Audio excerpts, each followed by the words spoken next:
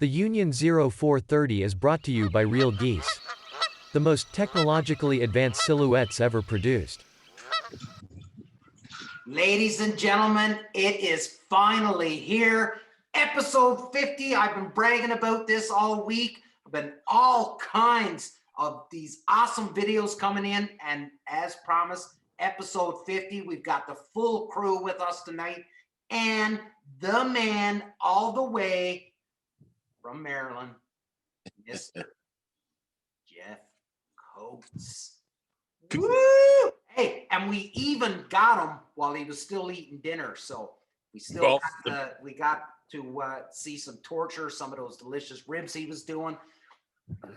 I got to start this show off, Dave. Boys, I cannot thank you enough for the past year. This is the 1 year anniversary. So a year ago when we started this, when I reached out to you and said, hey, listen, I want to do this. Do you want to jump on? Do you think you can make time once a week to come on and have a chat and we'll do this thing and let's see where it goes? I remember first when we started it, we were just going to do it for the summer up until duck season, and then we were going to stop. And we said, no, we're not doing it.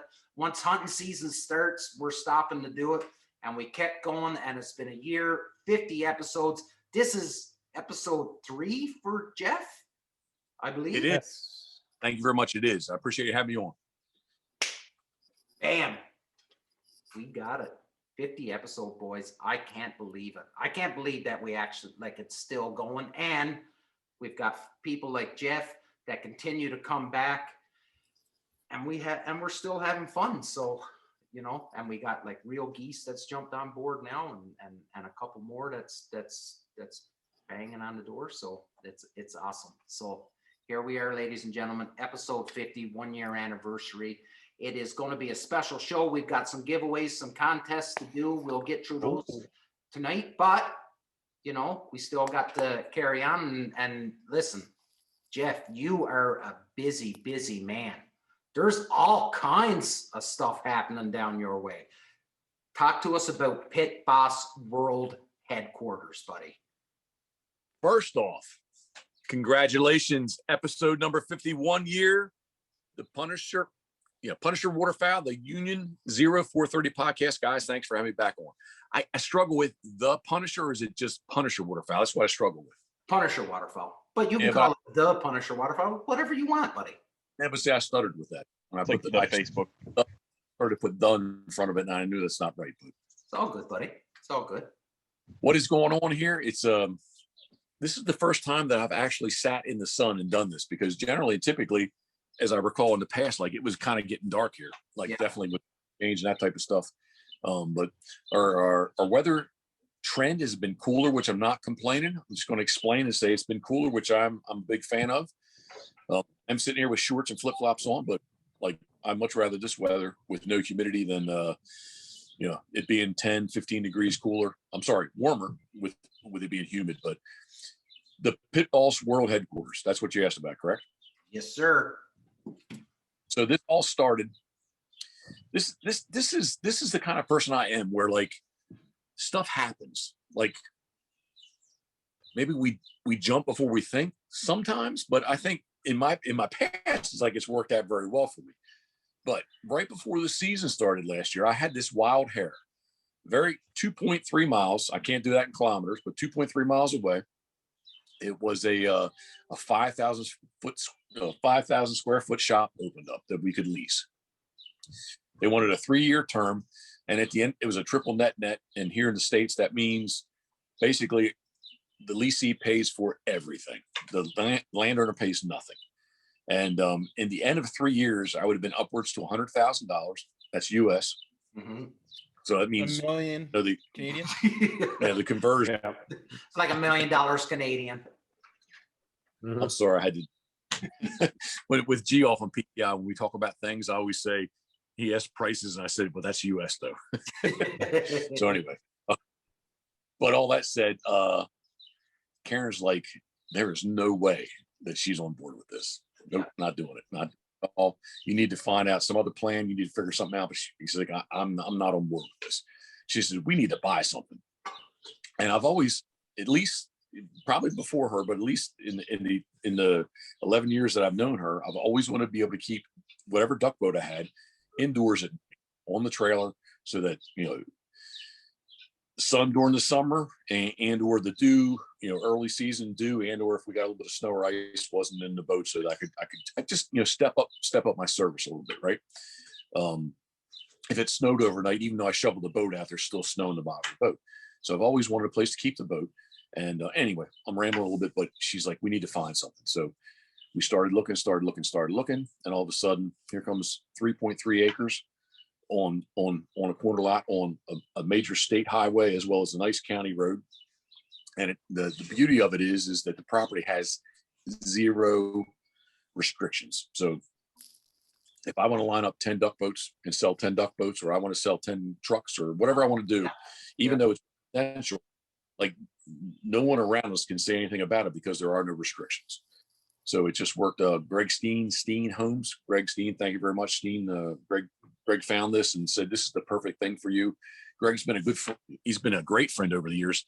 The old duck boat, the Banks, the Ontario, the Port Rowan, Ontario Banks boat is actually still sitting on his property right now. Oh, wow. So Greg's been a very good friend. And park all my parts and pieces.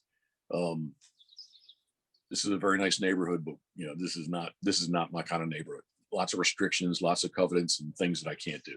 Yeah. So the Pitboss Warhead is going to be a place that eventually Karen and I will live there. And when you all come down in November, if it was complete, which I'm not so sure it's going to be complete in November, but if it was complete in November, that's where we're going to hang out.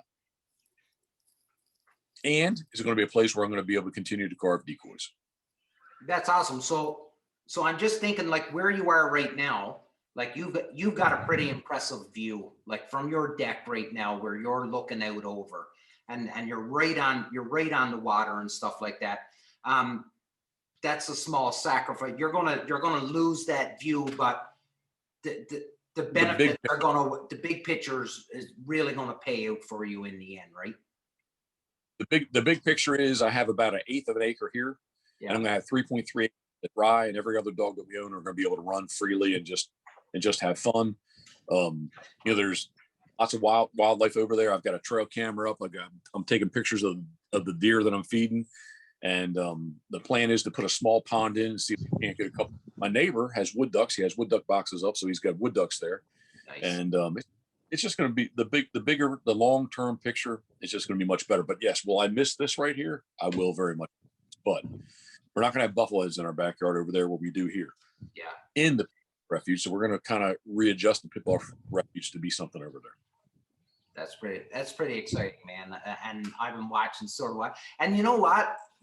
This is something I meant to comment a couple times when I'm seeing you out with the skid steer and stuff, and you're trying to make it seem as though you're working, but it just looked like you're just having a whole ton of fun out there. I'm having lots of fun. That's awesome. Well, I'm happy for you, buddy. I'm happy that you found you're going to get your own little slice of heaven right now, and you know, between you and Karen, you're going to make it into what you want it to be, and you got no restrictions, and there's nothing. It's only your imagination is the only thing that's going to hold you back at this point, right? That and a checkbook. Yeah. So is the plan to have like one great big shop, or are you going to have like a separate decoy making shop and a storage shed kind of? So it's going to be like what we would call here a barn dominium. So a pole barn that we have a living space in. The main building be 40 feet wide. I can't do that in meters, I'm sorry, by 104 feet long. So the main building is going to be big. 16-foot ceilings. Nice. It's not going to be finished ceilings, but the rafters will be 16 feet. Have a 14 by 14 door garage door, 14 by 14 garage door. On the backside, have a 10 by 10. And then once that thing is built, because the way the pole barn construction is, then you can inside you can build whatever you want to build. So I'll have in the back corner a dirty carving room. I'm going to have a very nice office / showroom up front where, you know, somebody shows up, they're going to walk in the office, and that's where that's going to be. So those are the two main buildings, kind of in opposite corners of the building. I am going to have a clean paint room, but other than that, I just envision the thing being big and open, There's gonna be lots of storage there, and then off the front, it's gonna be a T shape. Off the front, it's gonna be a 40 by 40 living space, which, if we choose to use attic trusses, there'll be we're not gonna live upstairs, but there'll be a second floor where there could possibly be lodging. Oh, nice.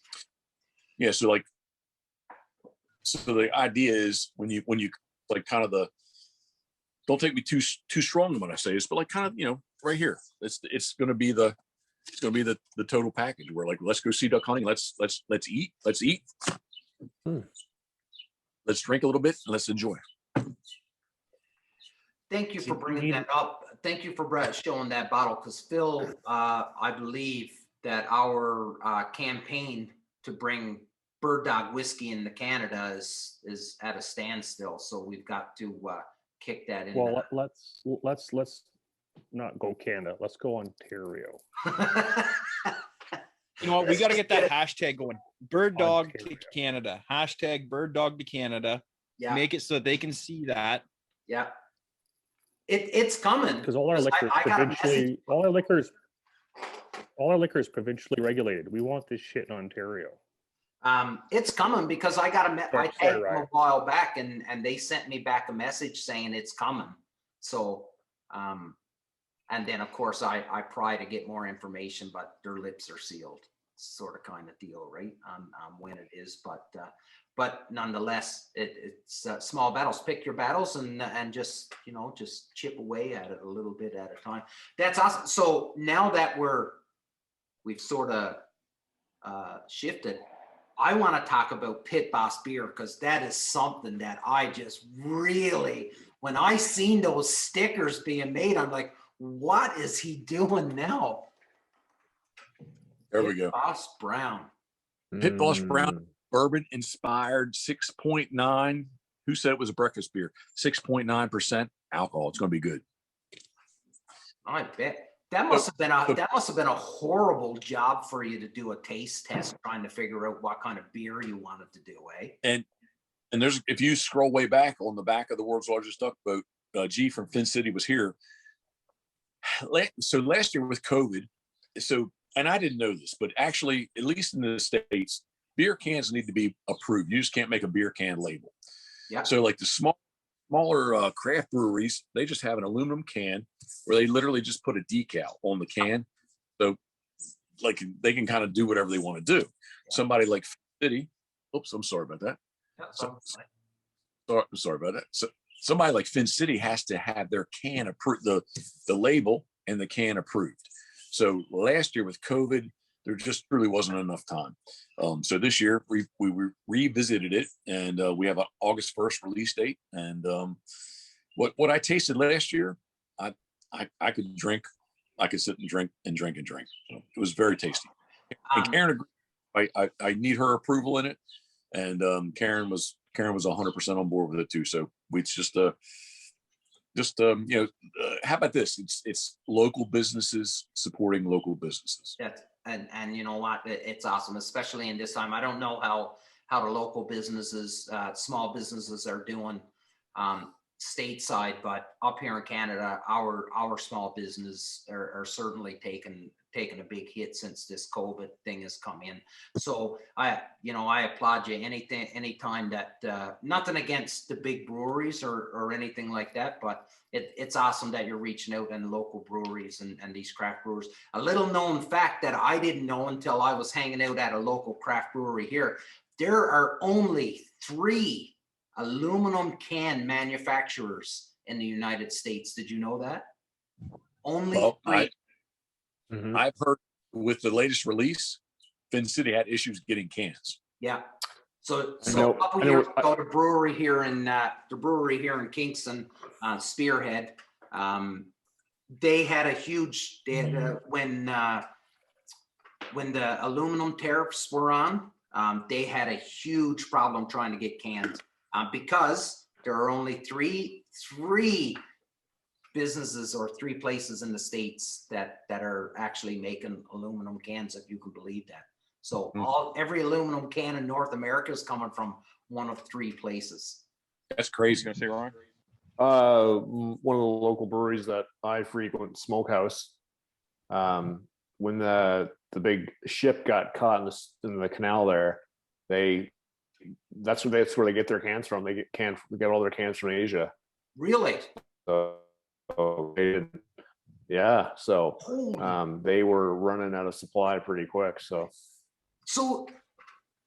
we're getting a little bit off topic here, but like, how crazy is, like, if you're a business like that, a brewery, like, you must be just sea container after sea container after sea container full of cans in order to make that, you know, worth your while to be getting cans coming in from Asia.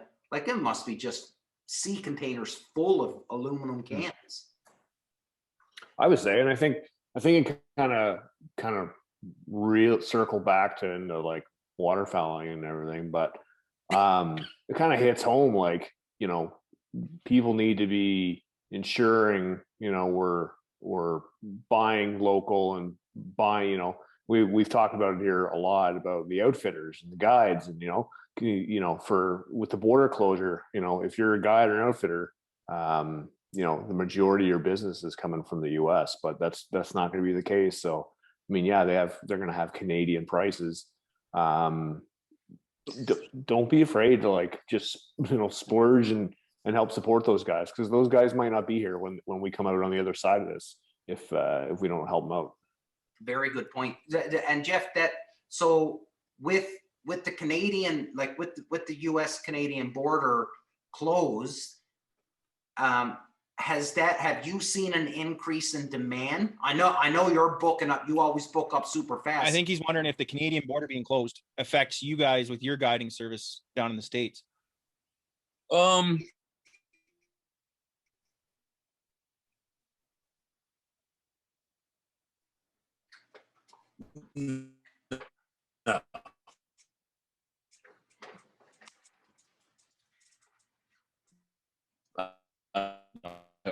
I really don't hear.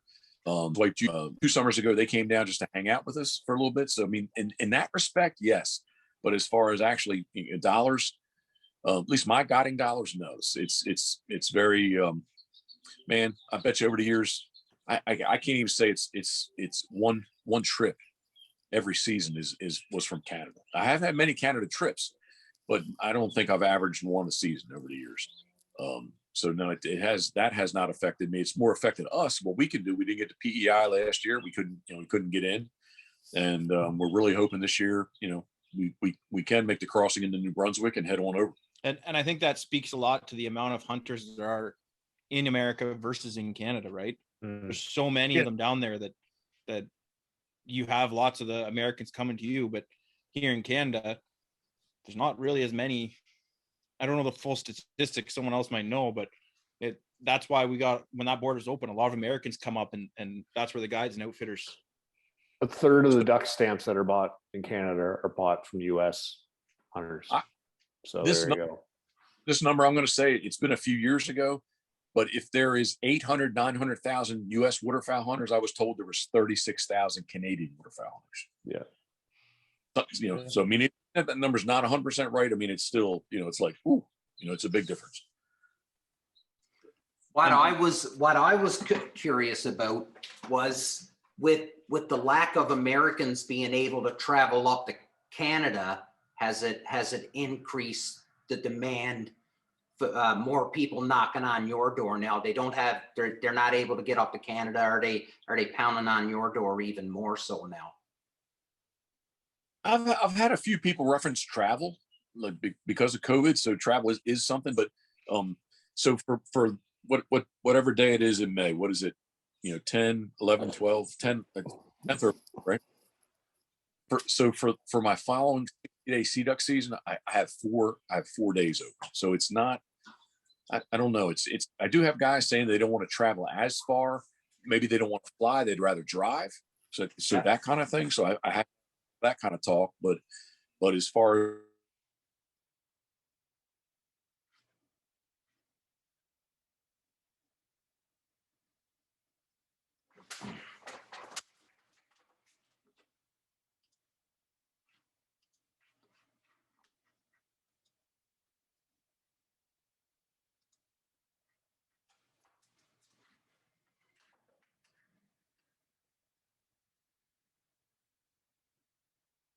there could never be a thing called COVID, and they would try to guide. Yeah, because we're getting a lot more people up here trying to start their own guide services and make a foot in that, make it a reality. Yeah, for sure. So when you said that a couple seconds ago, what popped in my mind was, again, my good friend Jeff with the G Wood on PEI and his friends too. When the border was closed, he was telling me, man, like, hey, like Western Canada.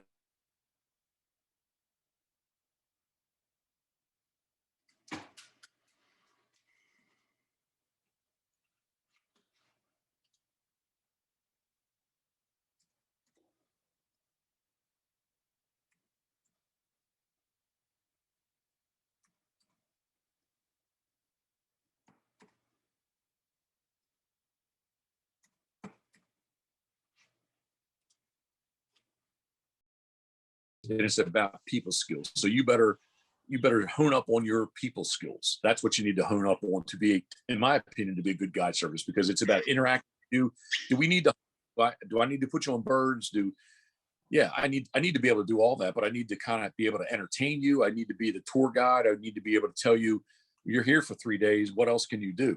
And I think it's more about people skills. Being a good guide, I think, is more about people, or an outfitter is being about people skills versus your ability to be able to hunt birds and kill birds. Because not that that's easy, but I mean, that is, I won't say it's the easy part of it, but it's all the other stuff is what makes the good guide service, I think. So that's number one. And number two, I would suggest you try to look into your glass ball and see the future is, at least here in the States, there's big reductions coming. There's people, friends of mine, that guide, and I talk to them and say, hey, do you remember the 30-day duck season where it was a 3-bird limit? And they're like, what are you talking about? I say, in the late 80s, our regular duck season, it was a 30-day season, and it was a 3-bird limit. He's like, you're messing with me, right? I'm like, no, I'm not messing with you. It could be in the Atlantic Flyway, we could have a 30-day season, a 45-day season, or a 60-day season. We've been very fortunate over the years to have the 60-day season, 6-bird limit. But there was many years that I duck hunted when it was a 30-day season, 3-bird a day limit. So I think that we're kind of in that direction of that. I think there's going to be big reductions coming. So there's a 20-year-old around the corner from me that he's thinking about starting just a little mini guide service. And he was talking to me about it, and he said, what do you think? And I said, well, my biggest thing would be, you don't have to answer me, but think to yourself, if you look and you find those birds and you go out and you take me on that hunt and the birds don't show up and we don't shoot a single thing that day, how are you going to feel about that? And what are you going to do? And I don't need to know. I just want you to think about that, go home, because it'll happen. They're birds. They're not, as much as we pattern them and as much as we know, like, there is going to be a day where you might not get something, and think about that. That's what I tried to tell them. And I would also say, whether you shoot 1 or 121, it took the same amount of effort for you to put everybody to do what you did, to shoot 0 or 1 bird, versus if it was the best day in your life. It's the same amount of effort, whether the hunt is it's the greatest hunt in the world or it's the poorest hunt in the world. You still went through the amount of effort. Yeah, exactly. I would, we got Ryan here that's been out in Western Canada guiding. Jeff, you're a guide. Phil does some guiding. Mark, Dave, we've all been with guides and stuff. And I think knowing the 3 of you guys that have done it professionally and getting paid, the attitude of when no birds show up, to just say, well, they're birds and there's no birds today. Like, that doesn't, I get it that you can't always have a banger every time you go out, but the quality of your outfit is what will get people to come back the next time, right? So you don't just look at someone and go, well, there's no birds, so sorry, there's no birds, but here's my money and I'll I'll contact me next year. You know what I mean? Like there's got to be a little bit more. I know, like Ryan, I've watched you guys on TV. Like there is a ton of pressure on you and all of your guides. If the morning is a flop, then the afternoon better be a banger. You know what I mean? Like there's a ton of pressure on you guys to make sure that you can't just fall back on that excuse to say, well, there's no birds. Like there's still got to be, the customer still has to get something for his or her money. Is that a fair statement to make? Yeah. And it's going to happen at some point. And I'm sure even to Jeff, like I'm sure it might be 1 in 100, 1 in 1,000. You're going to have your day. Like it's going to come. But,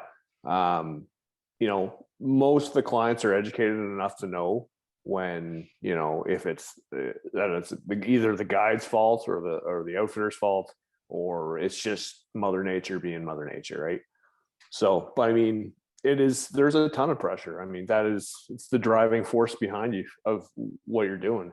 I mean, and we always talk about like the maturation of becoming like through a waterfowler. And I think that's kind of the thing that drew me into guiding, and probably with Phil and, and Jeff, like, I get to a point where I'm like, I've shot lots of birds. Like, I like taking people out and watching them react to this new experience. I get more joy in that, so when you can do that, plus make a couple extra bucks simultaneously, like to me, that marriage, that's the best of both worlds, in my opinion. And it all goes back to what Jeff was saying at the start. Like it's all about your behavior and your attitude as a guide, right? I like these guys that, I went out with a guide service and we didn't see anything, but we had this great, delicious meal. And you're looking at it and it almost makes it sound like the one post I saw, it almost sounded like the guy chose like, oh, we have no birds today, I'll get the steak meal out instead of the whatever, but at the end of the day, they're still going to put out the great meal and the great time and the experience, right? Like that's and I think that's and exactly, I think that's the key, right? Like Ryan's saying, and I get it. There's going to be days when the birds don't cooperate. I guess what I'm trying to say is that if the birds don't cooperate, it isn't a complete bust of a day, and that's what a great outfitter to play along. Your social interaction, Jeff, your ability to entertain the guests. Ryan, coming back to a nice lodge with a hot cooked meal and some laughs and some drinks, and like it's not a complete bust that you didn't get into the birds that day. And I think that's what makes a quality outfitter guide. The experience. The experience, and that's kind of what I'm saying about being, if my advice to somebody younger is that you need to be a people person. And that's, again, on those days that are marginal, that kind of stuff, your local knowledge, the stories you can tell, the experiences that you've had, so as I get older, I've learned so every day I get older every day, and I learn so much more that everything is relative. What I've experienced and what you've experienced are totally different. So everything is relative. And when I was younger, I didn't think in terms like that. So, stuff that I take for granted, somebody that's from Texas or somebody's from Oklahoma or somebody's from Nebraska that's never been to Maryland, when I say, hey, let's go to Crabs to Go, or like, we joked about Crabs to Go earlier, right? But like, I take it for granted that like seafood is here. So it's right over, it's a couple miles away from that, it's right here in the water. It's everywhere. Well, somebody that's from Oklahoma, it's not for them. It's not everywhere for them. And it's a very special, big deal for them to have that. So that was one of my first things. If I can go off on a little tangent, when I started cooking in the boat, but breakfast, I need to do breakfast. Man, we're chasing birds, whatever. I'm driving the boat. I'd burn this, that, or the other. And that's when I was like, seafood is what everyone does not necessarily have. We do, but people that come to the area don't have seafood. And not that everybody loves seafood, but that's where I kind of came up. That's doing chowders and soups, because it's easy. All I was doing is really reheating. I couldn't burn it, and it's something they don't have at home. So it was a very again, being relative, it was a very big deal to them. I think I can tell you now that if people don't know crabs to go, they're not following you because man, yeah. if that border opens, the first thing I want to do is go get crabs to go. Like that looks awesome. It was funny. So when Ryan came on, it was just Jeff and I chatting, and then Ryan came on, and I was like, and I said, "Hey Ryan," I said, "We're catching Jeff dinner time." First thing out of Ryan's mouth, he was like, "Crabs to go," and Jeff's like, "No, we're on ribs tonight. We're on ribs tonight." But yeah, ribs to go, and they're gone. Ribs to go, yeah. If it's not ribs, it's crab. Yeah. Yeah. No, but and you know, Jeff, you're a great storyteller. I remember the very first time we had you on the show, and we got an entire history and geography lesson from you. And for anybody that listened, that knew you were on, you know, the East Coast along the Eastern Seaboard and in Maryland, but there's all this little area and the history behind the Chesapeake and where you're located and all that stuff like that. You know, that's stuff that people will walk away with and they'll always remember, right? So you're right. You have to be able to interact and make sure that it's a positive, you know, a fun, positive experience, or else they're not going to come back, right? 100%. And with the times, I'm actually going through a strong influence of someone, a good friend of mine, to go back through some of the older stuff that I've done. I have been I've went through some old hard drives, and I guess I know the places that I've went, but like I've actually seen some video and pictures of places that I went. When I go other places, that's what I want. I don't know what Seattle, I didn't know what the Puget Sound is. I know where it was, but I don't know anything about it. And I went to the 1 year upstate New York. We went to Northern Ontario, Thunder Bay. Yeah. We went to the Delta Marsh. We went to Prince Albert, like north central Saskatchewan. Yeah. Like when I go to those places, when I went to St. Paul Island in the middle of the Bering Sea, like I'm the tourist, man. I haven't been here before. So like what I want to see stuff. I want to be, yeah. Did I go there to shoot birds? Sure. But I want to see everything else that there is. Jeff, I'd like to know what the hell you did in Thunder Bay. Yeah. Maybe Probably no, flat tire. what the one road that, so if I leave Ottawa and there's the one road that goes up and it's like at the Highway 17. 17. 11. So Thunder Bay is down here. What From is Ottawa, it's a 17. Yeah. What is the top? Anyway, we shot some geese. Tried to shoot some geese. I thought it was Thunder Bay. Could be North Bay. Maybe North Bay, yeah. North. Bay. That was where we were, North Bay. Yeah. Yeah. Okay. Yeah. Yep. So There's also nothing to do with North Bay. From Not much. Well, North there's- Bay. there's something I want to, because I thought about the other day. There's something I want to say about the fellow we were with, and I don't know that I should say it, but You don't have to say his name, but you can say it. You can say it. he had his thumb cut off, like his thumb got cut off, and they cut his toe off and put it on his thumb. And I thought about that. I was down. I was like, he had a Shut thumb. up. You're fooling with us. Yeah, you're Hard. Yeah.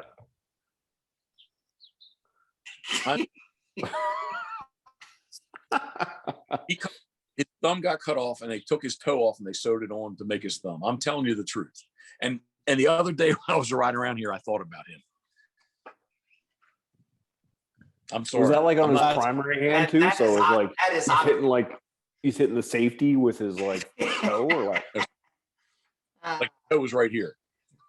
I wanted to see his foot that they cut it off, but I didn't want to see that. You're laughing at me. It's not funny, man. Like dude lost a appendage. He lost a digit, and he sewed his hand. That Well, that gave me a in fairness, he's gotten 9 more. There you go.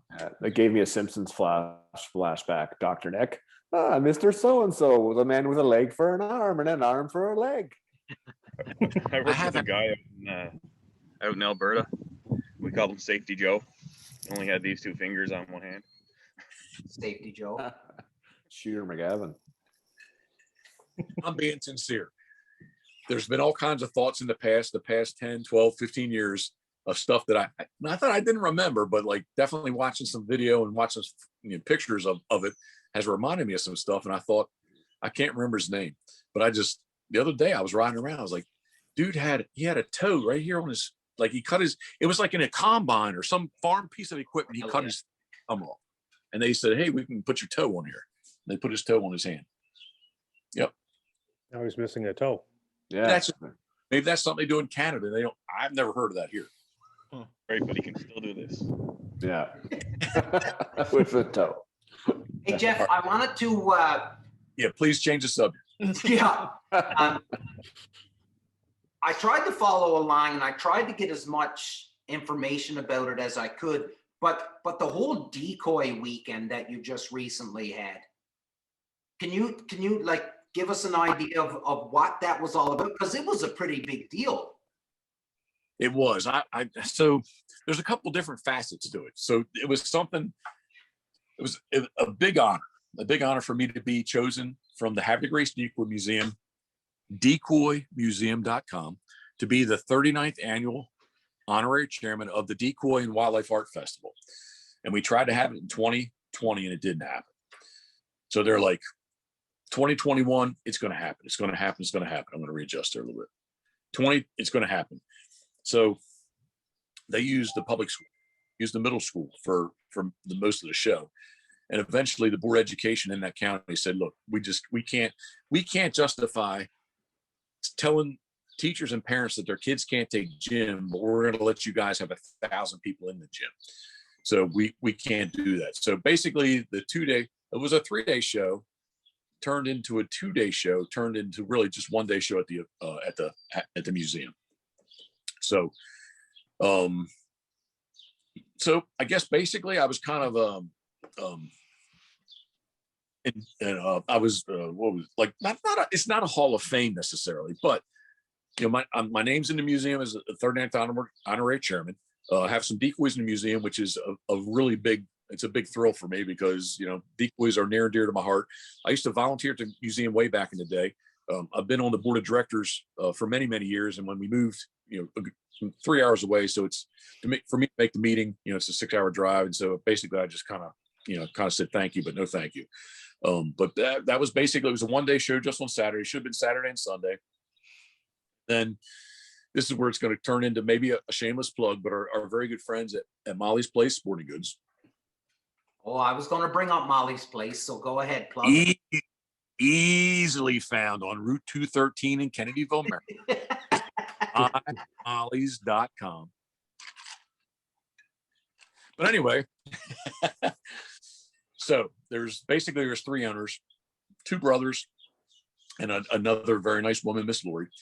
And I was telling Chicky about, hey, I invited them. I said, hey, we're having this party at the museum. We're going to go on the 2nd floor. We're having a party Saturday night, May 1st. And I want you guys to come. We're going to, you know, Karen and I like to have fun, so we're going to have some fun. And much like Molly's Place Sporting Goods does, they like to sponsor stuff. So they're like, Jeff, is there a place for a bar? It's like, sure, there's a bar there, or there will be a place. He's like, well, I'd like to sponsor the bar, much like he's done for the dinners on them with the Ducks Unlimited and Delta Waterfowl, where Molly's graciously steps up and sponsors the bar. It's like, hey, that's great. Thank you. Yeah, thank you very much. That'd be great. Yeah, I got a very good friend of Molly's, Michael McKinney Catering. I said, yeah, we got Michael's going to do some pit beef for us. And he's like, Chicky's like, wait a second. What are you talking about? I was like, yeah, we're going to have Michael do pit beef for us. He's like, what do you memean? I said, yeah, Karen and I are having this party. He said, this isn't a decoy museum party. I was like, no. I said, we just want to have fun. Yeah. He's like, he gets up, he's stop. We're sitting in his restaurant. He's like, stop. He starts texting. He's like, I got this covered. So the next morning, here's a fact about me that many people don't know. When I talk on my phone, I always talk on speaker. First off, I have nothing to hide from Karen. Karen's my best friend, my wife. I have nothing to hide. And secondly, when I hang up, if I'm not on speaker, she doesn't know what just took place. So she becomes a lot of my conversation because people know that I talk on speaker. Like they're like, can Karen hear me? Yep. And you know, she'll say, hi, Chicky, how are you? So anyway, next morning at 6:30 in the morning, Karen's getting ready to leave. Chicky calls. And again, he's like, Miss Karen, can Miss Karen hear me? Yes, she can. Miss Karen, do I have permission to take over? She said, Chicky, that's not expected, but it would be very much appreciated, but that's not expected. He's like, don't worry, I got it covered. So a simple little pit beef, little drink turned into a live music, a DJ, fresh oysters, you know, a menu off the chart, and fireworks at 9:30 at night. It was much more than anything that I could expect. So there was a lot. Here, come here. I'm going to tell you a secret. There was a lot of alcohol. There was a lot of alcohol being not abused, being used, being enjoyed. And Royal Black. I was told I need to put my phone away. Just enjoy. You put your phone away. So that's why there was not a lot socially put up about the Pitboss after party. That's amazing. That was one of the shows that I wanted to go to this year. I wanted to go to NWTF again, Havre de Grace, and the Callapalooza. And I'm sitting in my living room instead, watching YouTube videos on it all. But, oh, guys, I don't know what I've done. Oh no, don't worry. It's all right. Free plug, man. Yeah, we got you. There we go. I'm sorry. I swiped and I lost everything. So next year will be the 40th annual Decoy show. It'll be 2 days, hopefully. So if anybody wants to come down, there's talk about that we're going to try to have the party again. So I don't know that that's what's going to happen, but if not, there'll be a very small after party. But yes, if you guys want to come down, plus you got to get here November 24th and 25th. November 24th and 25th. Well, we definitely, once this show is done recording, we are definitely going to have a chat between the five of us and see if we can figure this out and make it happen. 6 seats. 6 seats. Seats. I've got a sixth, so that's too easy. Ryan, we'll pick you up. We'll pick you up in Bangor or something. Oh yeah, logistics is a But no, Jeff no. will have to teach us how to do thing to worry about. the lives on Instagram, so we can do a live Yeah. Instagram there when we're doing that. Yeah. We can do a lot. We can do a lot of things when you're here. Do you have Wi-Fi on that boat? It's so big. Or at least 2 of every animal. Yeah. Is there a stripper pole? Way to go. Way to class her up, Phil. Ain't Yeah. nothing but the finest. I don't. But on the bus that Molly's drove over from Molly's Place Sporting Goods to Havre de Grace, there was a pole, I'm told. And you know what? The other thing is, like, I'm excited to be able to come down and actually meet you face to face, shake your hand, give you a hug. But I want to walk into Molly's place as well. Like, I want to see this place. Like, I really, really do. It seems like it's becoming one of those bucket list places that you just need to check. It's like Max rings, right? You just got to check that off the box. So Molly's Place Sporting Goods, that's where we can get your licenses and anything else that you need. And then somewhere on your trip, we're going to go to Crabs to Go. Yes. Oh yeah, that's like fucking That'd be mandatory. my priority. Yeah. We're going to do this. There'll be a trip to Crabs to Go. There will be a sit down with Jeff making some phenomenal ribs. We need to get Molly's to Go drinking cups Yes, we do. for the Crown Royal Black Yeah. Here we go. or the Bird Dog. Or the bird dog. I gotta say, every time I've Molly's- been to the States, Molly's Place Sporting Goods actually stocks Bird Dog. God bless them. Now, how is God this bless. place? We'll This get is heaven on earth. That's arrange it with Chicky. I will text him when you tell me the date you're going to be here. I'll text him. I will make sure there's at least a case. If you need more than that case, let me know. But there'll be a case of Bird Dog. I'll tell you right now, you need more than a case Phil, know how- case back. right now. I wanted to talk. I keep watching, and I know Karen is a big part. And you said she's your best friend, she's your wife. You guys do so much together. But I don't know how much was Karen a shooter up until she started with the 9mm and going to the range. Like, was she a shooter before then? So she comes from Australia. Right. They don't like guns. Yeah. She's wanted a handgun forever. And Maryland is not, so each state is very different. There's federal laws, but then states are very, each state's very different. Maryland is not gun friendly. I was like, Karen, please, let's just get an AR-15. Like, and I came home from Molly's with an AR-15, and she was kind of like, she turned her nose down. Although I had to say, after she shot it, she said, this is pretty cool. Yeah. But anyway, you still want it. She's the one. The reason we have handguns is because of her, not me. But it is something that she's certainly taken on board, and she seems to be enjoying the hell out of it. Weekly, she shoots better than I do. Well, in the Army, it is like we've always said that at the base level, like with zero experience, women are normally a better shot than men at the base level, right? Because they listen better than us. That's why. Yeah, and I think they dumb things down a lot more than what we do instead of making it a little bit.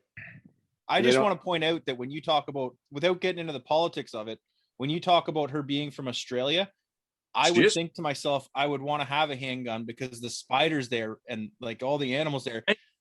Snakes and toads, the cane toad. Yeah, you know what I mean? Like, just lick them. Oh, she's being bashful. Yeah, she is being bashful, of course. Yeah. But Karen, like honestly, Karen, tell me how much fun you're having shooting right now. It looks like you're having a hoot. Yeah. I said, the reason we have guns is because of you. I said, I want to do AR-15. You wanted a handgun. So we have handguns. Yeah, no, I did not grow up with guns in my life, that's for sure. So, but yeah, when I came over here, I don't know, just had the ability. I, took my kids when they were little just to the local range. And I think she saw Dirty Harry. And that's what she said. Yeah. Well, so what are you leaning towards, Karen? I've seen you shoot. You shot the Beretta, the Glock, and I think the P320, right? Yeah, that's my SIG. The 320 or the APX, the bigger one. The 320. Yeah. Sorry. So that's your go-to. That's your favorite. With the names, but that probably and the SIG. Yeah, it's mine. I've been watching those vids for the last while, and you've been progressing pretty good. I gotta say, your grouping keep getting tighter. She says, I want to shoot. I just want to keep shooting the same hole. Yeah. Well, you keep practicing. We come up there next year. You can be security for us because millions of followers and whatnot. So that would be pretty awesome, eh? Yeah. Just bust in through somewhere and have Karen in the front. She just kick the door. Karen will be our entourage. Next to World Headquarters is a local deputy. So he apparently has a gun range in his backyard and is invited us over there. So I'm going to be hopefully getting a lot of practice soon. There you go. Nice. There you go. I want to invite Karen on because we were talking about handguns. They brought up the handguns. It's like, what's the whole thing? And I said, it's because of you. Yeah, no, it's a lot of fun. That's all. No, I love it. I love watching. I love seeing your time in the range and squeezing off a few rounds and yeah, it's awesome. Like Mark said, progressing real well. I'm a horrible shot with a pistol, so I definitely won't be challenging you because you put me to shame. I know it. It's fun. The virtual thing is fun. The zombies and all that. So you're shooting paper. They have a section screen that somehow it picks up how you shoot, but so a zombie, if you shoot him once in the head or twice in the body, you kill him. We used to play Battleship all the time on the range when I was at the school. So I don't know if you guys have those papers yet, but those are good. Not seen that. No. Yeah, look on Amazon. Everything's on Amazon. But get the Battleship ones. It's fun to play with pistol at the range. But you're talking about like it's an actual projector screen on, like it's a blank sheet of paper, and there's a projector screen, and it's actually like zombies coming at you. Yep, coming at you, and like they're moving, and there's it's not zombies. There's like the other day, Sunday, like they were throwing up pumpkins, and you could shoot pumpkin. Like it's just, I like the junk. If I was going to do one, I do the junkyard. Like you're walking through a junkyard where like stuff kind of pops, like you're walking through and stuff pops up at you. So it's actually really cool. We joined it's brand new. It's got 12 lanes, heated, air conditioned. It's got a nice ventilation system, and if you shoot more than twice a month, it makes sense for what the hourly fee is versus the membership. It's we just go there and we bring our own ammo. We don't have to shoot theirs. If we want to rent a gun, we can rent a gun from them. That's how she got the 320. She rented That's a question I have right now. So are you guys experiencing a shortage in 9mm ammo right now? MyMollies.com. By the box or by the Everything comes back to Molly's. Yeah. No, Relentless. wait, Molly. wait a minute, I'm being sincere though. Like they have Yeah. tractor loads. Molly, well, they have. All I'm going to say is they have tractor trailer loads of of multiple ammo, but definitely 9mm coming there. Your authorized zombie apocalypse dealer. Yeah. Yep. That's awesome. That's wicked. How about lumber? They got that too. Yeah. Make plywood cheap again. Yeah. So have you guys caught up with this whole, like we have a whole little fuel shortage right now? Yeah, I seen a buddy of mine sent me a picture, South Carolina today, and it was a guy. He had his had a trailer, and you know those big white plastic like water. I'll call them the big water. Like if you've got a cistern, agricultural type things. yeah. And he was filling that up with gas in South Carolina just to try and beat this. So I do like the best of IPIA ice, as well as I need to buy my lottery tickets. So I went to my local 7-Eleven right out here. They know me. I took my mother's car because her car is gas. She's like, hey, if you could get some gas for me. There was like 22 cars jockeying trying to get gas pumps. So like, I'm not going to mess with that. So I went in and got my ice, got my lottery tickets. And the woman running it, I know, a guy pulled up with 25-gallon jugs in his truck. He filled 2 of them up, and she came out and said, ran inside, said, "Shut pump number 8 off, shut it off, shut it off." And they continued to had this yelling match of like, she's like, you're exactly what's wrong. You're hoarding this. This is not.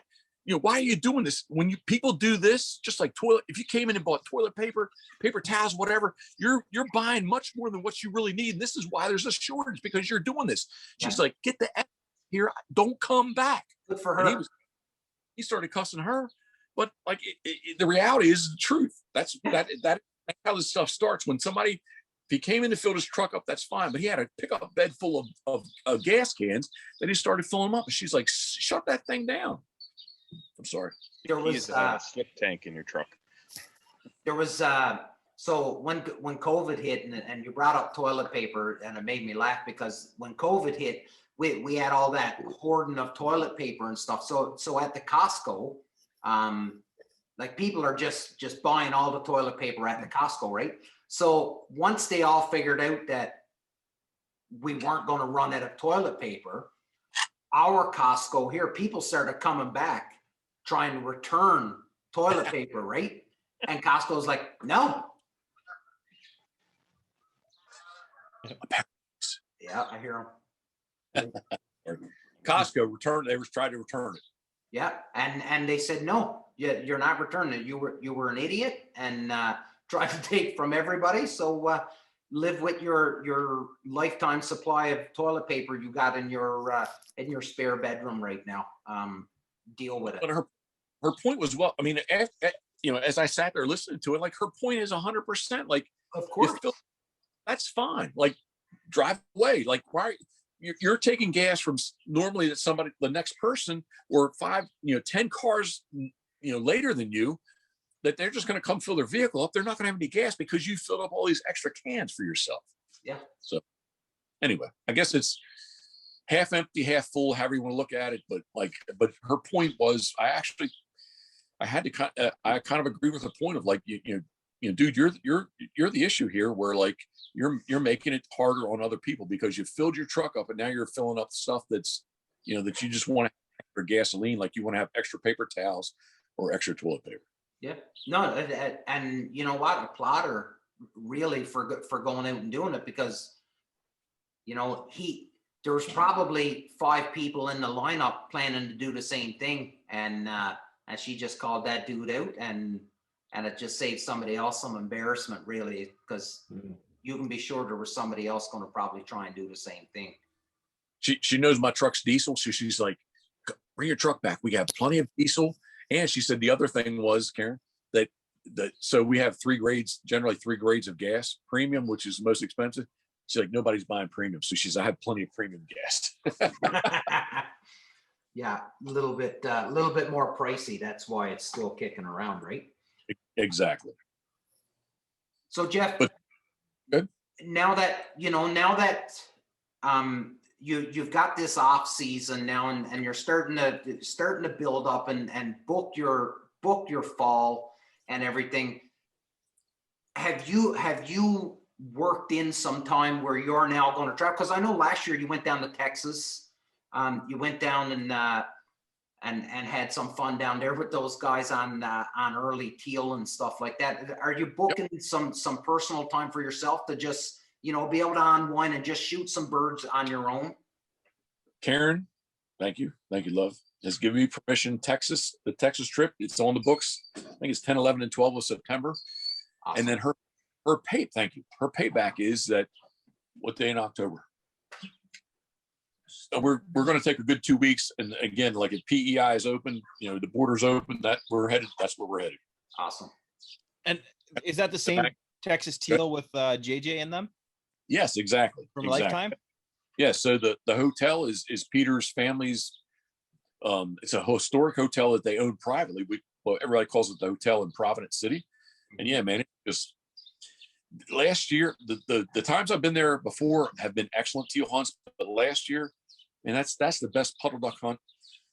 It's just the whole experience is just off the hook. It's all, it's just top notch, and Lifetime's involved, Quack Rack LED, Stingray LED lights. Nice. And then, a bunch of other, people like myself that are involved with it. It's just, and you guys, and it's just a bunch of good old boys just having a bunch of fun, just shooting some birds, right? There's nothing serious. Egos are checked at the door. It's about having a good time. Yeah. What I like is the hunt is 1 hour, and then it's 23 hours of eating and drinking.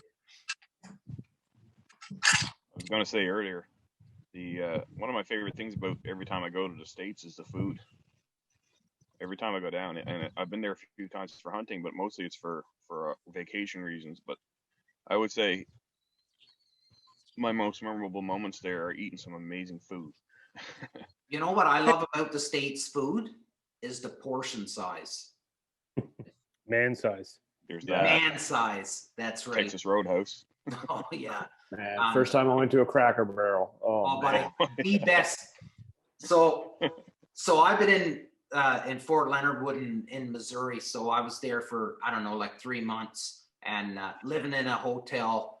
And once a week I would treat myself, and I'd go to a Cracker Barrel, right? And I'd just had, biscuits and sweet tea and the whole bit.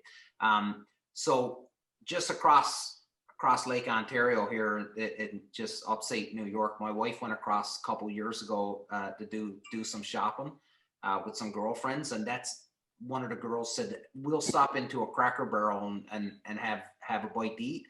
And my wife goes, oh, Damien talks all the time about Cracker Barrel and how good it is. And she went in and had their fried chicken, and she's like, the best I've ever had in my life. And I'd like to say that my wife and I are connoisseurs of fried chicken, so it's a big compliment. Well, you need to check out Royal Farm Stores because it is world famous fried chicken, and you do that when you're here on November 24th and 25th. Man, how are we going to fit that in with the crabs to go? Yeah. Have you written that down? Have you written those dates down, Dave? So what are we going to spend 3 hours hunting and the other 21 eating? I think so. We'll come back big as bears.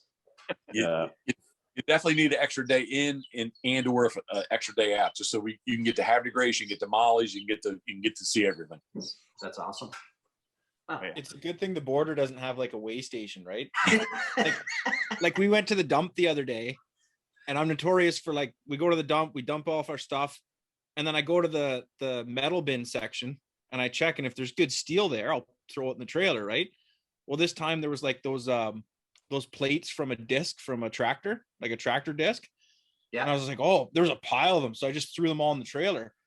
They go up to the station, and the lady's like, somehow you're weighing in heavier than you came in. We owe you money. What are you going to do with those? That's a good trip, eh? What am I gonna do with them? Yeah. I don't know. He's got to make You're well like my- now, so Something You're like will my- happen. You're like my dad. Like, let's. Hoarder. I'm a sucker Yeah, for a exactly. good deal. that's awesome. Steal. Yeah.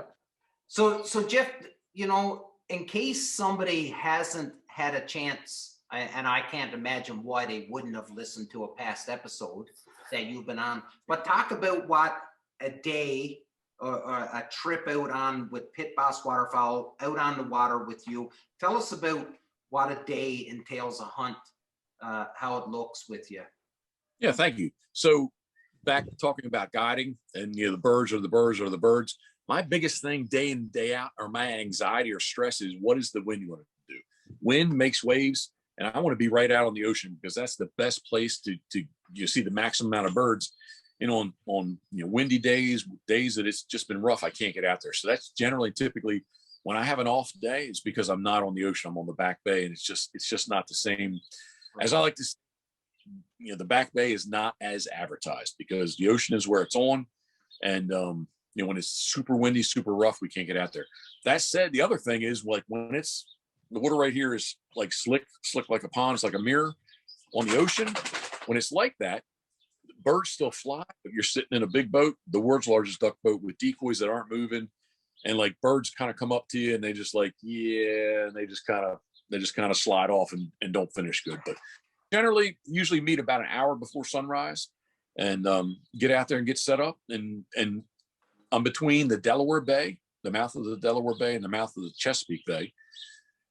And usually, we're set up and ready to go right about the sun's kind of peeking over the horizon. And some mornings we have to sit and wait just a little bit for them to fly. But man, it generally and typically, if you don't get them, it's because you didn't hit them. And it's very sea duck hunting, to my mind, is very social. Like wood ducks, where like it's the first half an hour, or the Texas teal, where it's the first hour and it's done. Sometimes 9-10 o'clock is the best flight. Sometimes it takes them a little while to fly, just depending on what time of the season it is. But I'm looking at the world's largest duck boat right now in the lift. I like to I've got big comfortable seats in it. I like to try to cook you something during the morning, as long as it's not too rough. And I just want you to have a good time. Another thing, I don't take a gun with me, so it's about you shooting and not me. So I'm trying to shoot a video camera or take pictures. Something that I tell younger guys, like, if you're guiding, are you going to hunt, or is it about them hunting? So, I don't think that, and I know there's situational things where like a guide needs a gun, but generally, typically, especially the way I run there's 3 of you, 4 of you, 5 of you, 6 of you that have guns. I don't need a gun. Trying to get a down bird. So, I don't take a gun. It's all about you having a good time. And during the morning, I like to try to tell you about the area and make sure like if you got an extra day in or out, that you stop at Habitat Grace, you stop at Molly's, you stop at the Word Museum, go down to Assateague and see the wild ponies walking around on the Sand Barrier Island, and that you enjoy the area. Well, for Christmas, my wife, because of my growing up on the East Coast, I had always wanted one. And I just never ever bought it. But Mark told my wife that I should get one for Christmas. So my wife went out and bought me my Southwester that I grew up wearing one of these when I was in the fishing boat. And then those cold fall days when you're out, and it's definitely not the Atlantic Ocean by no means, but this would be an awesome place to break that thing in, is down. November 24th and 25th, 2021. I think there's a hashtag coming Yeah. up. But just so we're clear, Crabs to Go isn't seasonal, right? It's open all year round. Yeah. John, Mark will make sure if you guys show up, they're open, but I'll make sure that they will be there to be able to serve you for sure. We'll put his kids through Ryan's college, I biggest promise question you. is, how close is the closest all-you-can-eat restaurant? Where can we get snacks? IHOP. You can eat all the pancakes you want. I've got IHOP under my belt, but I can go again. Okay, so In Salisbury, there is a Golden Corral. Have you done Golden Corral? I have, but I can go that again too. Yeah. Yep. Yeah. I'm like, I Okay. think we're all the same. Oh, go ahead. Whoa. Harborside, although I don't think it'll work out because Thursday night will be Thanksgiving, but Harborside has all you can eat ribs and steamed shrimp tomorrow night, Thursdays. We're going to go there tomorrow night. Man. Good to know. Coleslaw, French fries, cornbread, ribs, and shrimp. As many as you want to eat for $16.95. That's US. Man, we couldn't shoot a bird and I'd come home happy by the sounds of this one. Yeah. Actually, well fed. shooting birds is. You know what? So I thought about this earlier. I remember watching videos. Jeff had taken videos last year. Some fellas out hunting, and it's probably going to give me a little bit of anxiety if I ever get down there and we're in the world's largest duck boat, because I've seen them 24th, rip into 25th. some dudes that's missing birds, and I've heard that laugh right down in your belly, Jeff, coming right out at fellas that are just Lead 'em. bopping on birds. Lead them. Lead them.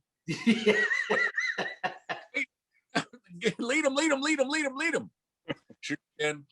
Shoot them again. Shoot them again. All right, let's take a boat ride. Jeff, what is your limit for waves or wind? Oh, waves or wind. I thought you meant birds. So, No. so here's the thing. It's really more of the direction. So, like, our shoreline is really like northeast to southwest. So, a northwest strong wind, although you would feel the wind right off the beach, it may be somewhat flat because the wind is kind of like, you're kind of in the lee of the island. So, it's kind of flat. Whereas if you had let's say an east wind at 10 knots, like it could be like really big waves coming into the beach. So it's just really, it's situational. We look at these forecasts, Noah, and it's just a guess. And so I'm looking at a marine forecast that's updated every 4 hours. Then I get on the internet and see like the buoys that are out there, but they're like always lagged, like 2 hours or so. Mm-hmm. There is a real time right at the inlet, just a wind directional and wind speed at the Coast Guard station. So it's like this kind of like you're trying to take this, and like, where should we go? Like best educated guess. Well, what's the strongest you've been out in? I've in the Banks boat, I've been in stuff that like waves are busting over the bow. I will say that in the new boat, the Duckwater 32, the world's largest duck boat, I have not had a wave come over the bow yet. But I've been in swells so big that literally like the decoys disappear. We're on like there's a swell between the decoys and the boat. You can't see the decoys. Birds land and like they landed behind the wave. But it was like there was like 15 seconds apart between the swell, but the swells were really, really big versus like a 2-foot chop or a 3-foot chop. It's just like bang, bang, bang, bang, bang. So it's just it's kind of I won't say it's what you're comfortable with, but it's like the two extremes where like you could have a super big swell, there's no wind, but there was like a storm offshore somewhere versus, like it's windy. It's not really that bad, but you're like, we're getting wet, we're getting sprayed, and we're getting smacked. What's the typical shot size you guys run down there? Like here we talk about, last episode we did ammunition, and we talked about number 2s and BBs for geese, and we all said number 4 for ducks, but then the guy we had on said number 6 for ducks. Okay, so I'm a guy that I'm about the pattern. I'm not about the shot size. I'm about a very good pattern. I think the last time I talked about this with Donald, saying like Donald told me, like, it didn't matter what shot size you shoot, you should go buy a case of it, and that's all you should shoot. So you could learn, and you could be proficient in your combination of your gun, the choke you like, and the shot size that you like. That said, day in and day out, I'm about the pattern, like smaller size. And our good friends at Molly's, mymollies.com, along with Federal Ammunition, came out with the Sea-Duck load, duplex load. I like the 4s and 6s stacked on top of each other. And then he also came out with a BBs and 2s, but I'm about small shot. On a bird that's decoy and coming right at you, I like small shot. Good. Where'd Damien go? I think he's got some giveaways to talk about. Yeah, that's what I'm doing. So this would be a great opportunity now. Just a little bit of an intermission here in the chat and an opportunity for us to say a big thank you to all of our, you know, listeners and the people that have been following us for the past year and stuff. And we had sort of been preluding to this about, you know, some prizes and stuff. So our good friends at Real Geese, they were really, really generous to give us some stuff to give away. So we have our first contest is going to be, who's got the hiccups? Someone's got the hiccups. Oh, it's Billy. I keep hearing it. I'm like, what's going on? That's awesome. So our first contest is going to be 3 dozen Real Geese Decoys. That's going out for one winner. Then our second, we're going to go with just a second. I'll be right back. Talk amongst yourselves. Phil, hold your breath for 30 seconds. Deep breath. I don't know if I could do it that long. If Put you it all pass in. out, that's long enough. Yeah, put it all in your diaphragm like you're doing a big hail call, and just flex your abdominal muscles and hold it. They'll go away. Works every time. Come It's a on. damn cigar. Yeah, my 5-year-old can do it. I know you can. Yeah, so our second prize from our good friends at Maritime Goose Hunters. So we've got a Maritime Goose Hunters t-shirt and a bottle. Jeff, you have not seen this, but this is the Punisher branded beard oil. That's going to go out. That's going to be prize number 2. I got to get a bottle of this down to you. You need to find this. You're going to need 10 bottles. Yeah. We've got a bottle of the Punisher branded beard oil made by our good friends right here at Educated Beards, another veteran-owned company. So that's great. And then third prize, we're going to give away some more beard oil, and then the Punisher Waterfowl branded shop shell savers. So take your box. Just a real simple design, but something that will keep those, especially if you're in the world's largest duck boat. You got that salt water spraying in on top of you. This would be the excellent piece of kit to have. So we've got 3 awesome prizes that we're going to give up. Dave's going to tell us exactly how you're going to get those, because I have no idea. Dave is the one that's going to come up with the rules of this. So Dave. So we're going to do Put it you all on the 3 spot ways. or nothing. So we're going to have 3 ways to enter. Like, comment, share on Instagram, like, comment, share on Facebook, and like and comment on YouTube. And if you do all 3, we'll give you 3 entries. And subscribe. Oh, don't forget to subscribe and hit that whatever notification bell or whatever the kids say. And what Do is the it? same thing for Pitboss. And then what were you saying, Ryan? You said something about they had to tag a buddy or something too, right? You should be tagging 3 friends too. Tagging That 3 should be friends. There you for go. all those as well. That should be a bit of the. There should be a rule as well too. Spread the love. Yeah. So your comment has to be on Instagram and Facebook. Your comment has to be tagging 3 friends. There you There, go. how's that? That There sounds you good. go. So, and obviously, there's a method behind our madness, right? Everybody, we're trying to get the word out about Punisher Waterfowl and the Union 0430. Grow the circle. Grow the That's right. circle. That's right. So those are our 3 contests. Get in on them. We'll ship to your door. No issue right there. If you are stateside and you win the Real Geese Decoys, our friends in Ohio, Craig Mintz and Real Geese, they'll ship right from Ohio. So it'll be a little bit smoother of a process to get those decoys to you. Philly's killing me with those fucking hiccups. Oh, it's driving me nuts. Hold your breath. I'm telling you. I'm trying that. I heard a rumor. Yeah, let's hear I've been on a couple phone calls. Real Geese is trying to bring back the sitting duck V boards. Really? I've heard that rumor. Yeah, I'm excited about that. it. I think. And yeah, one thing that we should all be excited about is that Craig Mintz and Real Geese like to do everything all North American made. There you go. It's not some of this stuff shipped over from whatever other country. Yeah. It's all he purposely sources it all through wherever he can North America. Yeah. So there you go. And you know, and we can't say, and obviously, right, we can't say enough great things about Craig and Real Geese, because, you know, and let's say it how it is. For us, a small time group of fellas in Canada, to be able to do something like this, have Jeff Coates from Pitboss Waterfowl come on for the third time, and then, you know,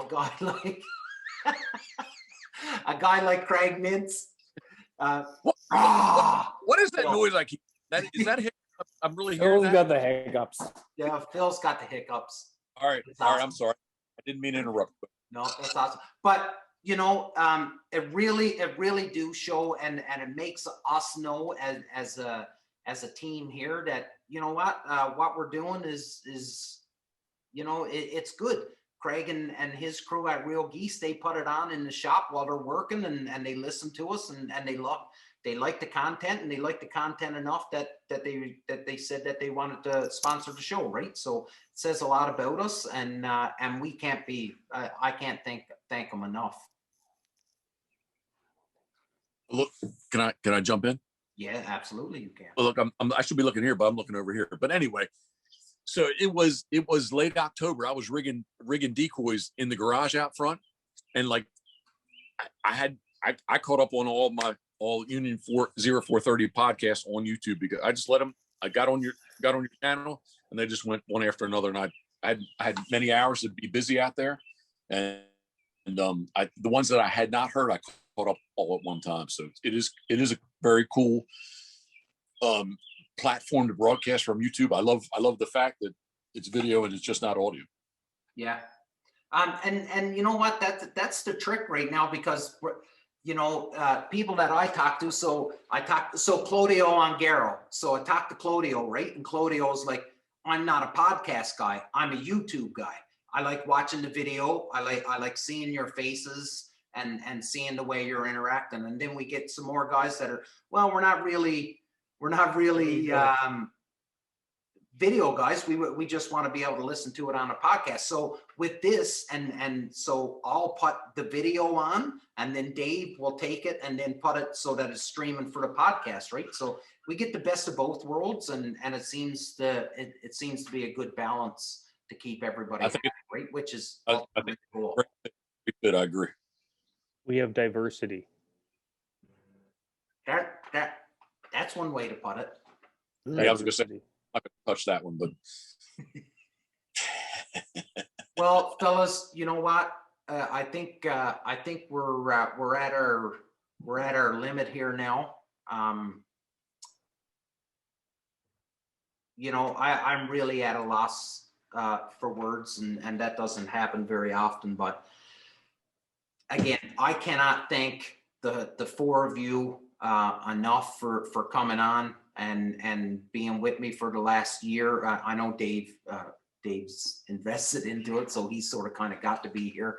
But Mark, Phil, and Ryan, you guys take time out of your busy schedules to come and do this and commit to it for the past year. And I hope that I can rely on you for another year and another 50 episodes, because I honestly do believe that what we are doing, it is good, and I think there is some education that comes out of it. And then when we have people like Jeff that comes on and can add his expertise, it just adds to how great this show can be. And we've only scratched the surface. We haven't even remotely come to our top end yet, and it's only going to continue to keep growing. And I got you guys to thank for that, and amazing guests like Jeff for coming on. So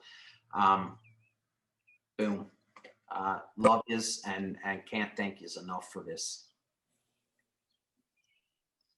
You know what, I think the same thing. And for people wondering, Jeff is here on our 50th episode, because when we first started this up, it was like, we'll get a whole bunch, we'll showcase people that we know and that we're friends with.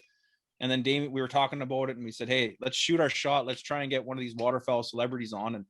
And Jeff was the first one we reached out to, and he was there for us, and he helped us out. Jeff, we can't thank you enough, not only for coming.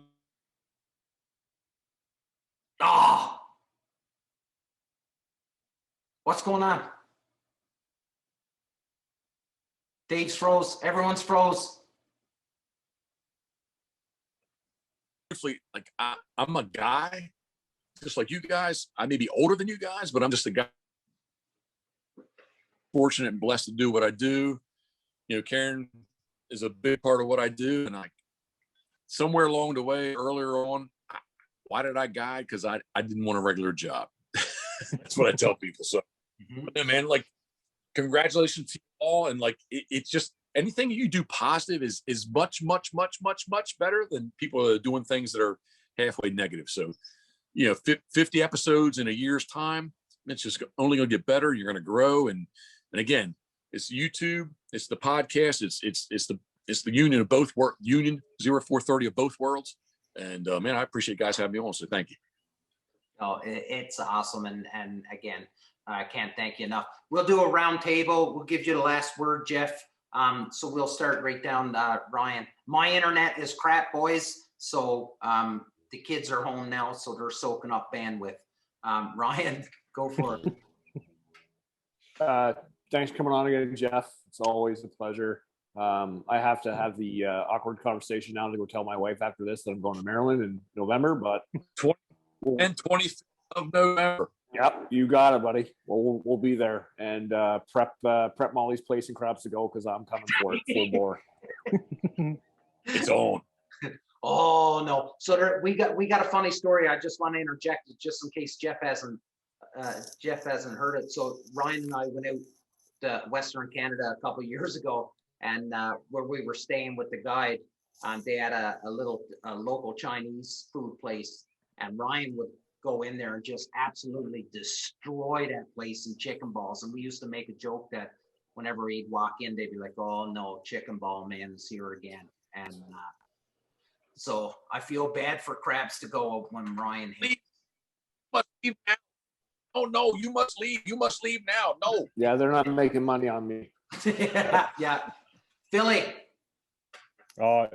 Jeff, it's a pleasure to have you on again, and everyone else that's been on and supported the show and the episode for the past year. I've been honored to be on here for a year now and 50 episodes. I haven't made all 50, but I'm glad to be here for the 50th. And to all those that are out there that are watching, subscribing, liking, etc., we greatly appreciate your support and all the sponsors and all the big guests that we've had on. Jeff, yourself, Craig's been a huge supporter.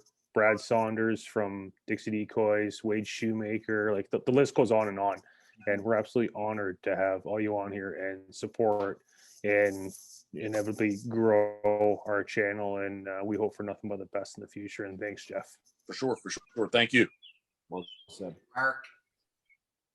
Right on, Jeff. Good seeing you again. Really appreciate you coming on for 50. I think I've been here for most of them, except for maybe like 3 or 4. I think I managed to get in a good chunk of them. Yeah.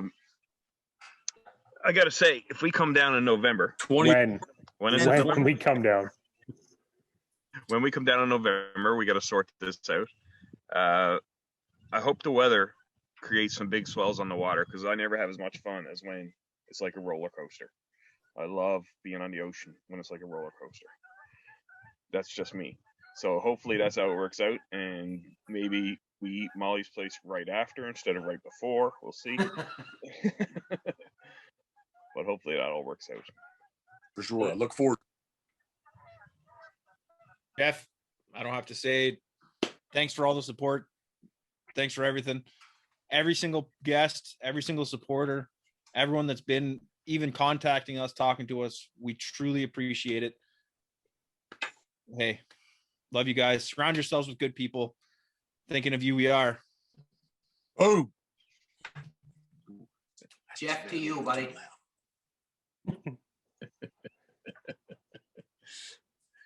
Final word to you, Jeff. All right. So first, can I request something? Absolutely. Of course. October, I think, from Shaw's Cottages on PEI, Brackley Beach. I think we should do this from PEI if we could. Oh, that can be done. If it doesn't work out, Make it happen. but I think that'd be really cool to do.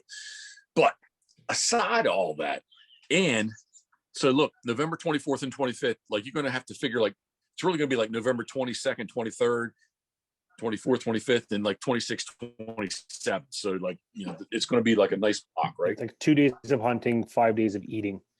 Okay. I'm just saying, so like, just you factor that onto it.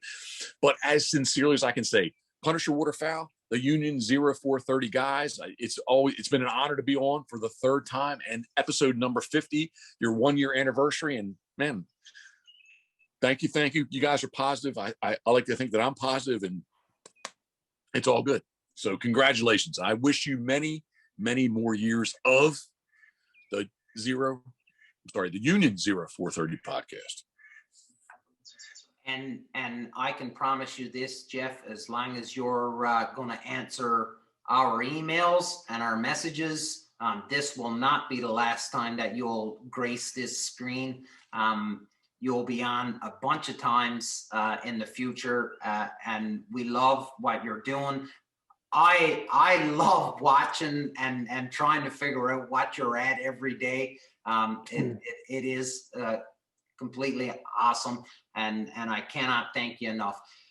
To end this show with nothing but positive. Listen, we are 100% as advertised. There are no egos here. We are not experts. We just love one another's company, and we love talking bird hunting, family, and just all around being decent human beings. And I think that's what we need. We need more of this and less of what can you do for me in this world. Keep putting out the positive, and nothing but good's gonna come. And like I say, and Dave alluded to it, surround yourself with great people, and nothing but great things will happen for you. This was episode 50. There's 50 more coming. I'm certain of it. And year 2, Jeff, here's your invitation to episode 100, buddy. Episode 100, it's you're in the book. So if you don't make it now, it's not because of us, it's because Jeff didn't want to come on, everybody. So put the pressure on him, make sure he's here for episode 100. It's because Jeff didn't get the email. That's why I won't do it. It's awesome. Everybody, thank you so much to all the guests over the past year. And I'm not even going to try to start naming you out, because I know I'm going to miss somebody. You have no idea how much it means to all of us, all the support, everybody that's listened, everybody that's watched, everyone that's subscribed. It's been an honor. And here's the 50 more. Big love, everybody. Salute.